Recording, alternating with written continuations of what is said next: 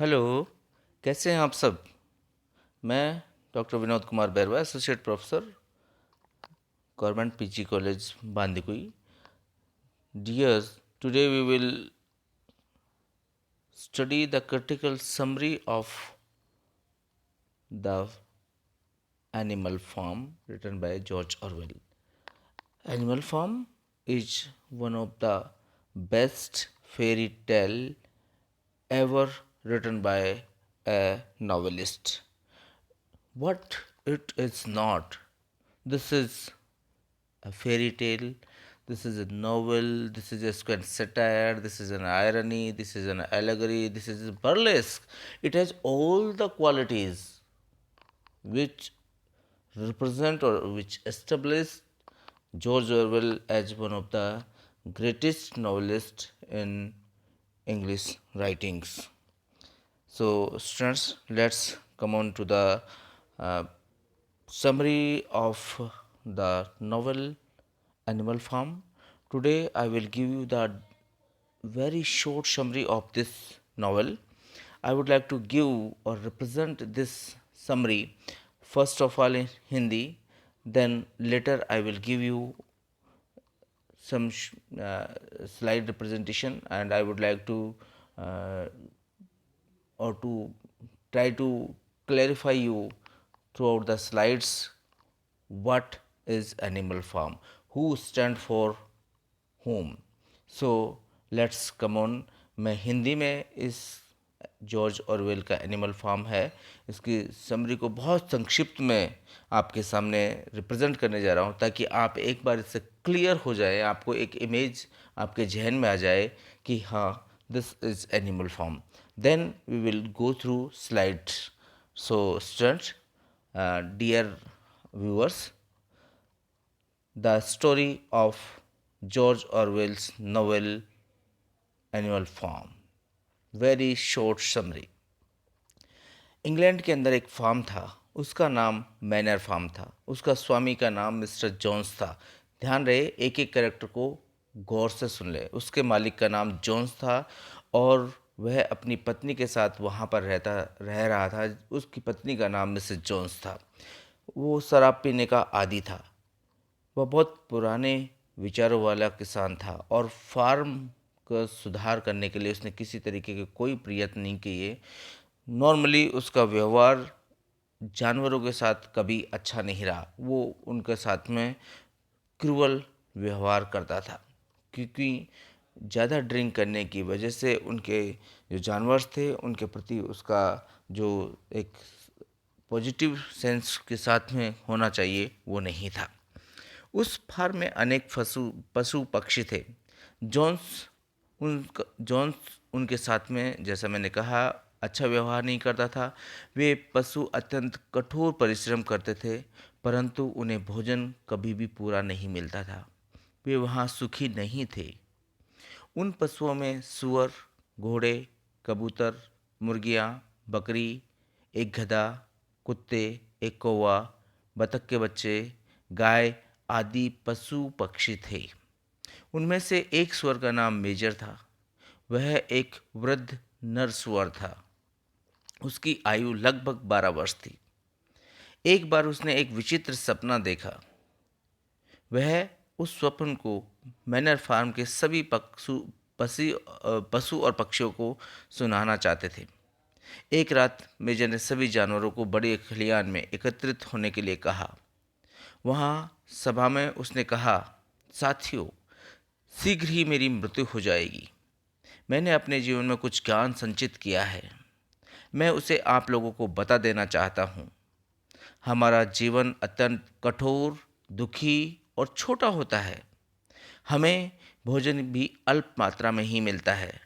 हमें जरा भी सुख और अवकाश प्राप्त नहीं है. इंग्लैंड में कोई पशु स्वतंत्र नहीं है. इन सब बुराइयों का एकमात्र कारण मानव है. वही हमारा घोर शत्रु है. मानव को भगा दो, हम आनंद से रहने लगेंगे. अनकोट. मेजर ने अपने भाषण को समाप्त किया. तब उसने सब जानवरों के समक्ष अपने स्वप्न का वर्णन किया. वह एक गीत था जो उसने माँ से सुना था. वह गीत स्वप्न में उसे पुनः स्मरण हो आया। उसका शीर्षक था इंग्लैंड के पशु। उसने गीत को पूर्ण स्वर में गाया और दूसरे पशु पक्षियों ने उसका साथ दिया। शीघ्र ही दूसरे पशुओं ने भी उस गीत को कंठस्थ कर लिया। 3 रात बाद मेजर की मृत्यु हो गई, परंतु मेजर ने पशुओं में मानव के विरुद्ध विद्रोह की तीव्र भावना भर दी थी। मेजर के भाषण ने पशुओं पर बहुत गहरा प्रभाव डाला। उन्होंने गुप्त सभाएं की। उन्होंने जॉन्स के विरुद्ध विद्रोह करने का विचार किया। आखिर में उन्होंने अपने विचार को कार्यान्वित करने के लिए भी सोच लिया। विद्रोह का एक कारण उनके प्रति जॉन्स का दुर्व्यवहार भी था। वह उन्हें उचित भोजन नहीं देता था, उनके साथ निर्दयता से पेश आता था। इसलिए उन्होंने जॉन्स के विरुद्ध विद्रोह कर दिया। एक गाय ने घर के द्वार तोड़ दिए। जॉन्स और उसके कर्मचारियों ने उस आवाज़ को सुना। वे रात हाथों में चाबुक लेकर वहां पहुंचे। पशु भूखे थे, अधिक सहन नहीं कर सकते थे।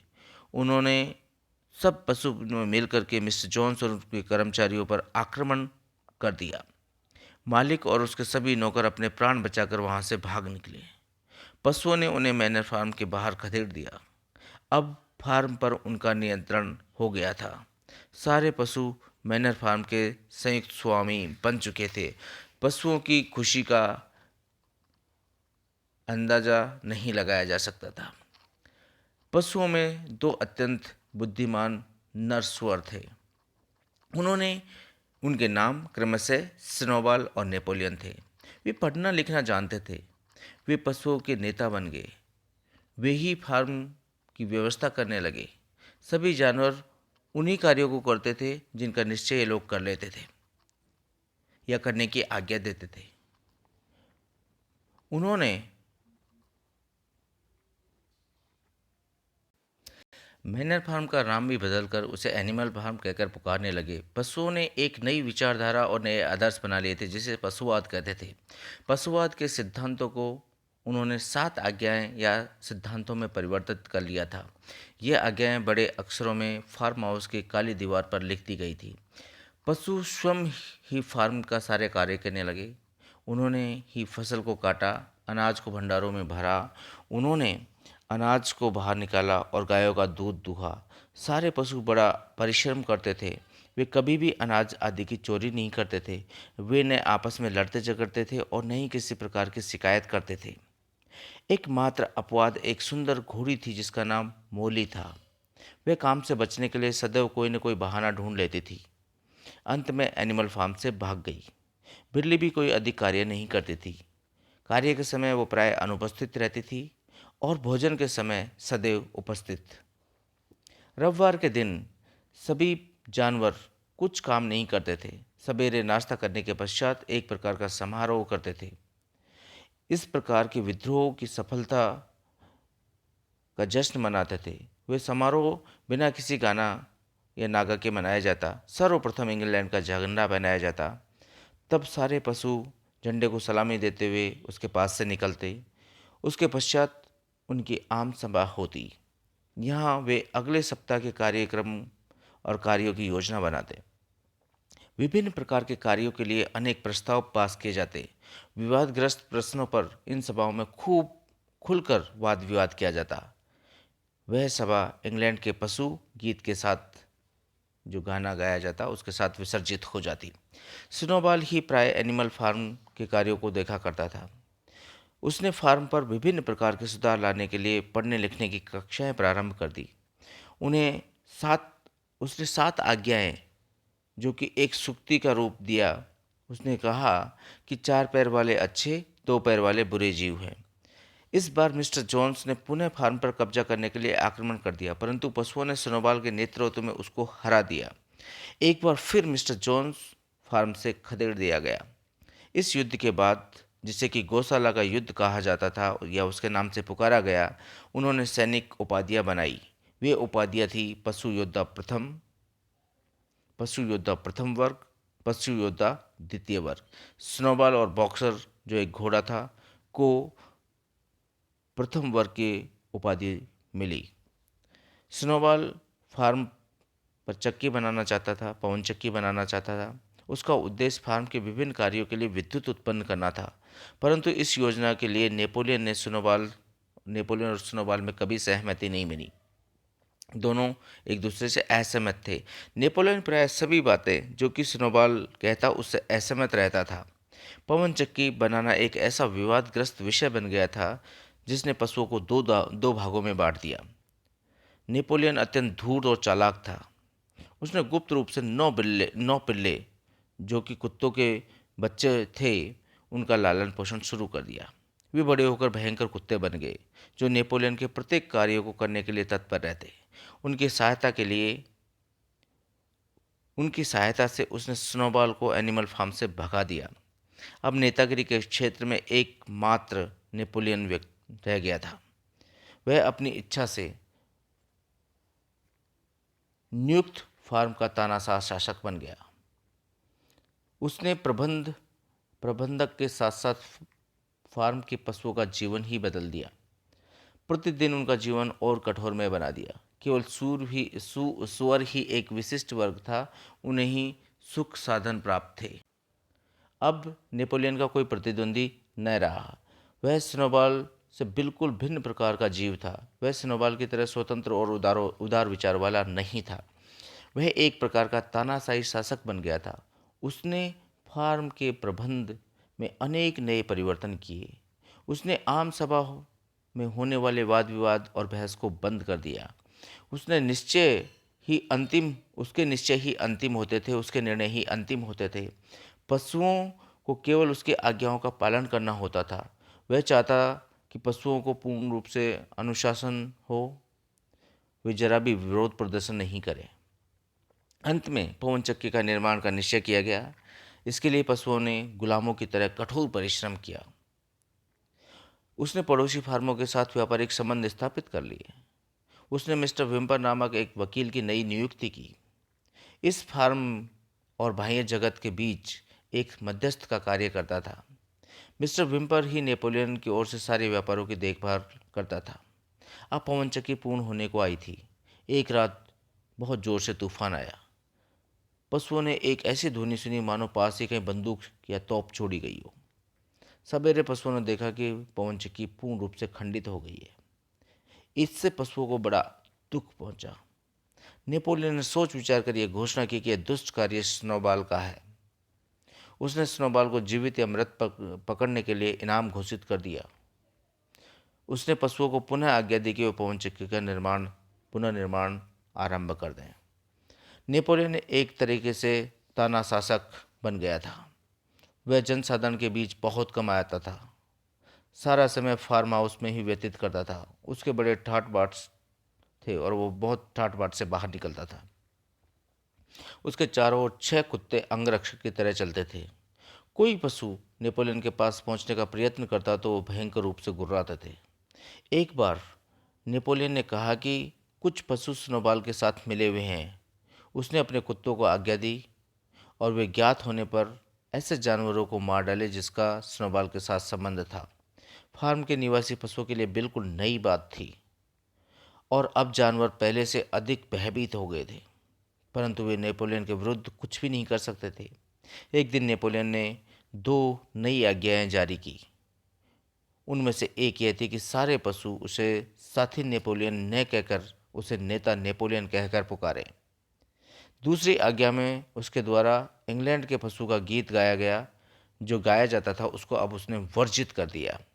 इन आज्ञाओं ने सभी पशुओं को और पक्षियों को भयंकर रूप से भयभीत कर दिया। नेपोलियन अब पूर्ण रूप से तानाशाह शासक बन गया था। वह सार्वजनिक स्थानों पर और सभाओं में कभी दिखाई नहीं देता था। उसकी सारी आज्ञाएं स्क्वीलर के माध्यम से दी जाती थी। वह अपना भोजन अकेले ही करता था। उस समय 2 कुत्ते उसकी सेवा में खड़े रहते थे। वह सदैव डर्बी में बने क्राउन मार्का सेट में भोजन करता था। प्रतिवर्ष उसके जन्म दिवस पर बंदूकें चलाई जाती थी और रात्रि को 4 कुत्ते उसके पलंग के पास पहरा देते थे। उसने स्वयं के भोजन करने से पहले या उसको भोजन जब वो स्वयं उसके भोजन को करने से पहले एक स्वर स्पेशल रखा हुआ था जो कि उसका खाना चखकर टेस्ट करके बताता था। उसने पवन चक्की का नाम भी अपने नाम पर रख लिया, नेपोलियन मिल। अंत में यह सोचा अंत में उसने ये भी सोचा कि उसने पड़ोसी फार्म के स्वामियों के साथ अच्छे संबंध बनाने चाहिए। अतः उसने उन सभी फार्म जो पड़ोसी फार्म थे उनको निमंत्रण दिया कि वो फार्म पर आएँ और एनिमल फार्म की विजिट करें। उसने उन सब के साथ एक साथ बैठ कर के शराब पी, ताश खेली। उस दिन यह घोषणा की कि एनिमल फार्म का नाम पुनः बदल करके मैनर फार्म कर दिया जाएगा। दूसरे पशुओं को यह अत्यंत आश्चर्य हुआ कि कैसे सुअर मानव की तरह पिछले पैरों पर चलते दिखाई दिए। अंत में उन्होंने देखा कि मानव और सुअरों की आकृति में कोई भेद नहीं है। नेपोलियन के शासन के अंतर्गत पशुओं का जीवन वैसा ही दुखमय था या उससे भी बदतर हो गया था जैसा समय जोन्स के समय था। प्रिय विद्यार्थियों, ये थी एक शॉर्ट समरी। मैं समझता हूँ कि इस शॉर्ट समरी के मार्फत आपको एनिमल फार्म के बारे में एक आइडिया मिल गया होगा और मैं इस बात से पूर्ण सहमत हूँ और मुझे विश्वास है कि आप लोग इस एनिमल फार्म को अच्छे तरीके से एक्वांट हो गए होंगे। आई होप आप आगे कंटिन्यू मेरे साथ रहेंगे। तो have a nice day. Thank you very much. Bye bye.